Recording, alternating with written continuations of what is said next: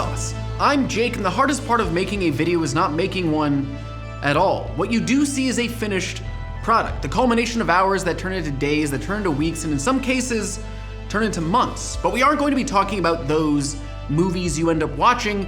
We're going to talk about the ones that you don't. For every video of mine that goes public, there are at least 2 or 3 that never make it that far. And the usually long space between movies can be viewed as procrastination, but it isn't. It's a process.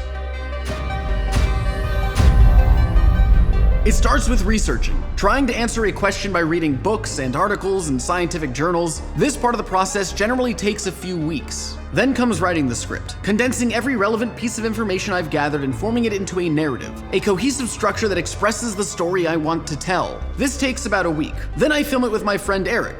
This is the fastest part of the process since I know exactly what I need to say and what I need to show. A day-long endeavor.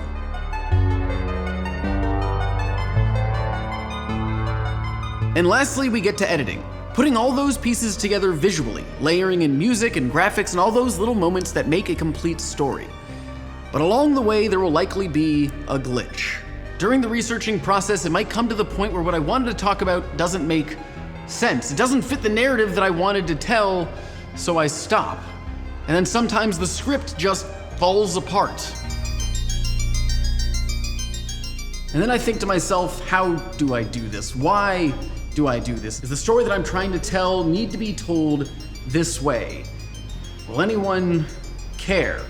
And then there's an occasion, a rare occasion, where I film a video, I edit a video, and then I decide it's not good enough. So I never release it. I abandon something that I've put everything I had into. And there it sits, stuck.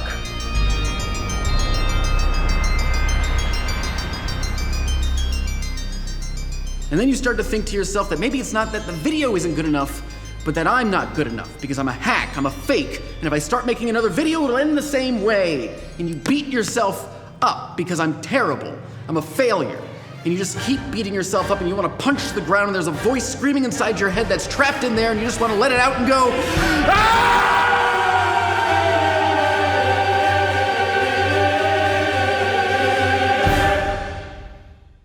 And then you take a breath.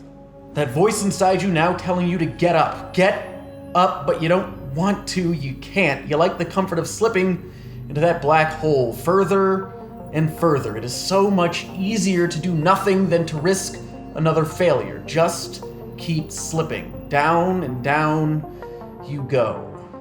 But then it hits you. There is more to do. These perceived failures don't define you. It's only when you decide that you're a failure that you have failed. So you get up.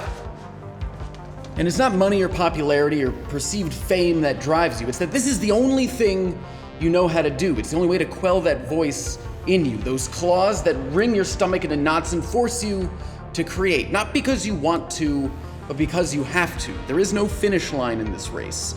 It continues on forever. A fractal image of success.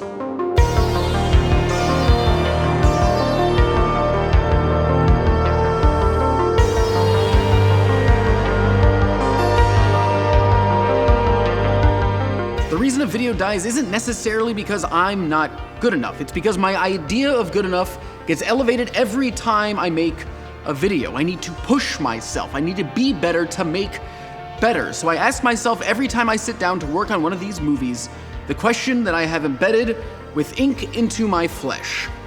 Why are you here? To make something I never thought I could. Things that are easy are generally never as rewarding as those that are hard. And, as always, thanks for watching.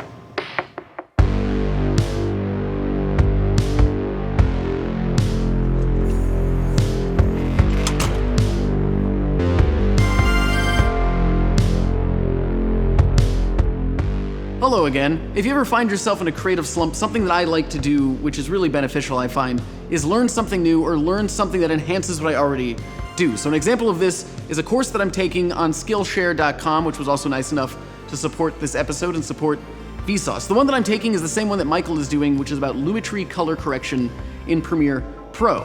So hopefully this video looks a little bit better, the color's a little bit brighter and nicer. I'm not sure. You be the judge of that. Maybe I need to take more classes. But if you want to sign up yourself, there's a link at the top of the description. You get 2 months free. I've been using it for about a month now. It's really helpful. And there's over 17,000 classes you can take that range from photography to graphic design to post-production, which is what I'm doing. So yeah, you should check it out. And if you sign up for a full year, it's less than $10 a month, so it's not too bad. Okay, I'm gonna go now. But hey, thanks again for watching.